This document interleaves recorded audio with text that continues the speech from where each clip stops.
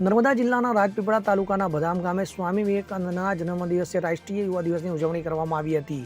તાલુકા ખાતે અખિલ ભારતીય ગ્રાહક પંચાયત જિલ્લાના સંયોજક પ્રવીણસિંહ ગોહિલ, જાણીતા સાહિત્યકાર, લેખક, વક્તા દીપક જગતાપ, જિલ્લા પ્રમુખ સુજલ મિસ્ત્રી, ગુજુભાઈ ગોહિલ તથા મુકેશ બ્રહ્મભટ્ટની ઉપસ્થિતિમાં દીપ પ્રાગટ્ય કરી સ્વામી વિવેકાનંદનો જન્મદિવસ ઉજવી ગ્રાહકોને ગ્રાહક પંચાયત પરિચય પત્રિકાનું વિતરણ કરાયું હતું.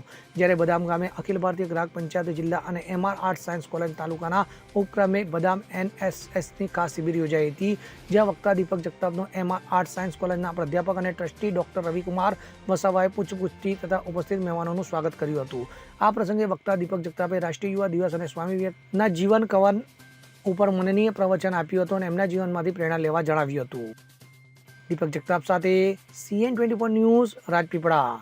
હવે જુઓ દેશ દુનિયાની તમામ ખબરો તમારી આંગળીના ટેરવે.